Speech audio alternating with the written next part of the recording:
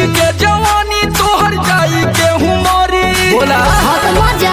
अरे सुना ये फुलझड़ी ई कड़ी कहवा लड़ी देखी के जवानी तोहर जाई के हुमारी गुलाबी नैन शराबी बटे ई तोहार।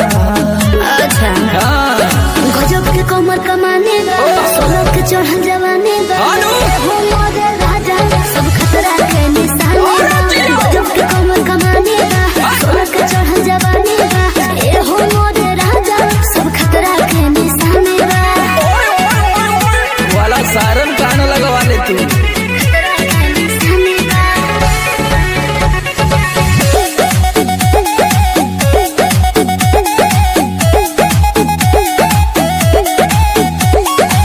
सबके दीवाना बना देले बाड़ू दिलवा पे बिजली गिरा देले बाड़ू। भारी हो गल भारी। लोड पड़ा तका हो। हाँ सबके दीवाना बना देले बाड़ू दिलवा पे बिजली गिरा देले बाड़ू। मुआ के छोड़बू का जब देख लेबा फॉर्म हमर लाग जाई करंट हो। अच्छा। तोरा छोले लागे तोहर परमानेंट हो। हमके रानी घायल करे पायल तोहार। अच्छा गजब के कमर कमाने बा, सोलह के चढ़ल जवानी बा, हो मोरे राजा सब खतरा के निशाने बा। गजब के कमर कमाने बा, सोलह के चढ़ल जवानी बा, हो मोरे राजा सब खतरा के निशाने बा। अरे छू के मर जैती तब उतर जैती। खतरा के निशाने बा।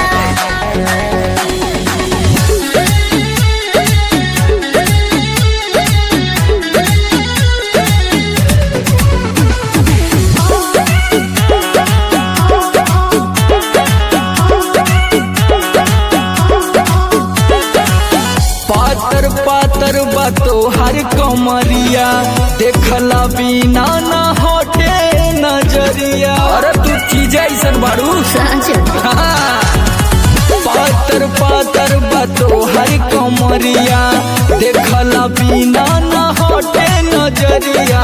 का करी हो साई बारा कहत समर करल चाहे घात हो। छलहन में पता चल गया उनकर वकात हो। तोहरा पे गोरी लोगवा मारे हजार। कहर ढा दे बुका गजब के कमर कमाने बा, सोलह के चढ़ल जवाने बा, ए हो मोरे राजा सब खतरा के निशाने बा। गजब के कमर कमाने बा, सोलह के चढ़ल जवाने बा, ए हो मोरे राजा सब खतरा के निशाने बा। आदत हो 440 वोल्ट से कम नहीं खे।